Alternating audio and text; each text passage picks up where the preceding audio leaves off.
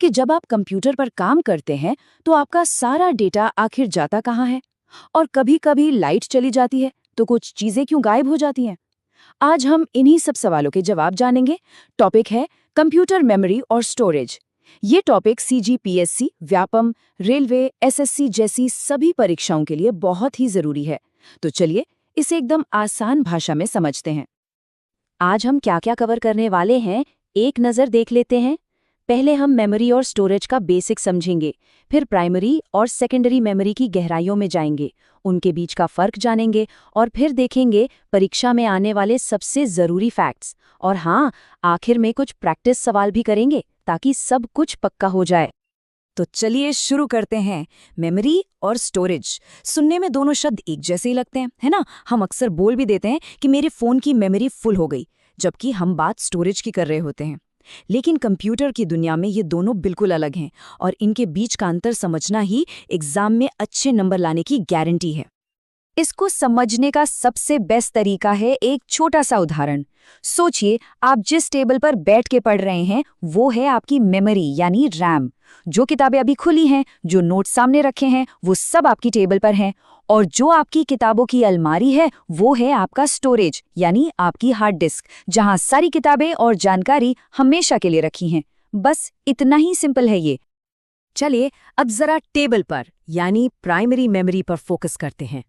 ये कंप्यूटर का वो हिस्सा है जहां असली काम होता है, जहां सारा खेल स्पीड का है। तो ये प्राइमरी मेमोरी असल में है क्या? ये कंप्यूटर का एक्टिव वर्कस्पेस है।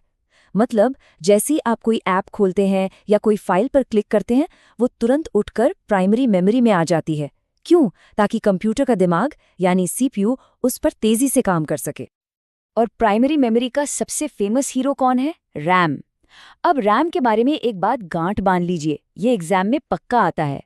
रैम होती है वॉलेटाइल, मतलब अस्थिर। जैसे ही कंप्यूटर बंद हुआ या लाइट गई, रैम में जो कुछ भी था सब साफ। इसीलिए इसे अस्थिर मेमोरी कहते हैं। वैसे रैम के भी दो मुख्य टाइप हैं, एस रैम और डी रैम।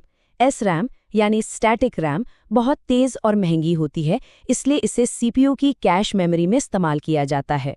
वहीं डी रैम यानी डायनामिक रैम थोड़ी धीमी पर सस्ती होती है, इसलिए हमारे कंप्यूटर और फ़ोन में जो मेन रैम लगी होती है वो डी रैम ही होती है। प्राइमरी मेमोरी का दूसरा बड़ा खिलाड़ी है रोम। ये रैम का एकदम उल्टा है। रोम होती है नॉन वॉलेटाइल, मतलब स्थिर। लाइट जाए या कंप्यूटर बंद हो जाए, इसका डेटा कहीं नहीं जाता। और सबसे ज़रूरी सवाल जो एग्जाम में आता है, कंप्यूटर को चालू करने वाला प्रोग्राम बायोस कहाँ होता है? जी हाँ, वो रोम में ही स्टोर रहता है। समय के साथ रोम भी एडवांस हुई है। पहले आई प्री प्रोम, जिसे बस एक बार प्रोग्राम कर सकते थे। फिर आई ई प्रोम, जिसे मिटाने के लिए अल्ट्रावायलेट लाइट लगती थी। और अब जो इस्तेमाल होती है वो है ई प्रोम। इसे बिजली की मदद से ही अपडेट या रीप्रोग्राम किया जा सकता है, जो आजकल के फर्मवेयर अपडेट्स के लिए ज़रूरी है। और अब मिलिए स्पीड के असली बादशाह से, कैश मेमोरी। ये सबसे तेज, सबसे छोटी मेमोरी है जो सीपीयू और रैम के बीच में होती है। इसके अलग अलग लेवल होते हैं, L1, L2, L3। L1 सबसे तेज होता है। आप इसे सीपीयू का पर्सनल असिस्टेंट समझ सकते हैं।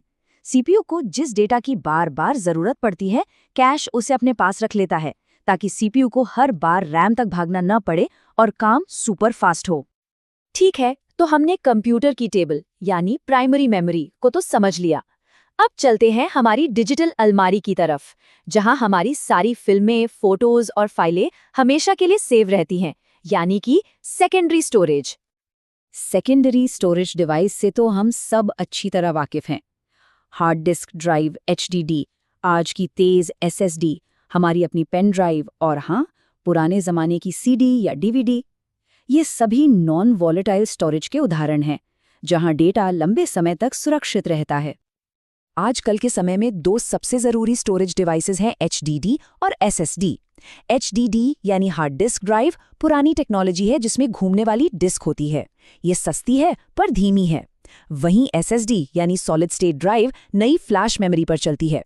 इसमें कोई हिलने वाला पार्ट नहीं होता, इसीलिए ये बहुत बहुत ज़्यादा तेज़, मजबूत और शांत होती है।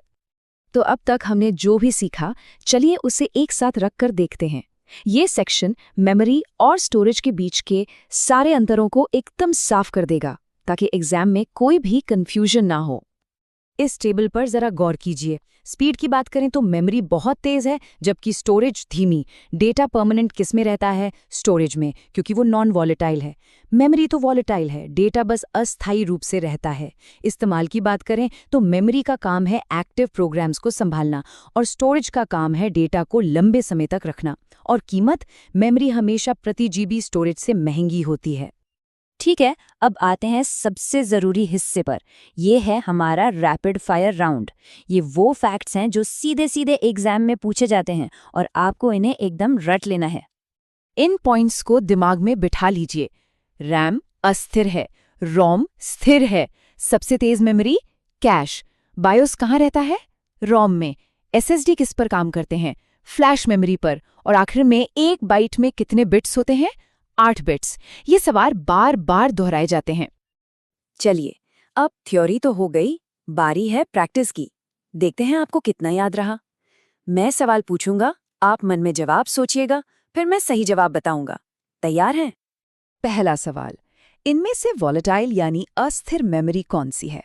रोम, एसएसडी, रैम या एचडीडी? सोच लिया। सही जवाब है ऑप्शन सी, रैम। याद है ना, लाइट जाते ही इसका सारा डेटा उड़ जाता है। दूसरा सवाल, कंप्यूटर का स्टार्टअप प्रोग्राम बायोस कहाँ स्टोर होता है? रैम, कैश, हार्ड डिस्क या रोम में? बिल्कुल सही जवाब है ऑप्शन डी, रोम, क्योंकि बायोस को परमानेंटली स्टोर करना होता है, जो सिर्फ नॉन वॉलेटाइल मेमोरी में ही हो सकता है। अगला सवाल, एसएसडी का एचडीडी के ऊपर सबसे बड़ा फायदा क्या है? कम कीमत, ज्यादा कैपेसिटी, तेज स्पीड या मैग्नेटिक टेक्नोलॉजी? इसका जवाब तो सबको पता होना चाहिए। जी हाँ, ऑप्शन सी, तेज गति। यही एसएसडी की सबसे बड़ी खासियत है। चौथा सवाल, स्पीड का किंग कौन है? वो कौन सी मेमोरी है जो सबसे तेज है और सीपीयू के सबसे पास होती है? सही जवाब है ऑप्शन बी, कैश मेमोरी। ये सीपीयू और रैम के बीच एक सुपरफास्ट ब्रिज का काम करती है। और ये रहा आखिरी और बहुत ही बेसिक सवाल, एक बाइट में कितने बिट्स होते हैं? 1, 4, 8 या 16? इसका सही जवाब है ऑप्शन सी, 8। ये डिजिटल जानकारी की सबसे बुनियादी इकाई है, इसे हमेशा याद रखिएगा। तो ये थी हमारी कंप्यूटर मेमोरी और स्टोरेज पर पूरी जानकारी। उम्मीद है कि अब आपके सारे डाउट क्लियर हो गए होंगे और आप इस टॉपिक से जुड़े किसी भी सवाल का जवाब आसानी से दे पाएंगे। ऐसी ही परीक्षा उपयोगी जानकारी के लिए जुड़े रहें शाश्वत सीजीपीएससी सीजी व्यापम के साथ। धन्यवाद।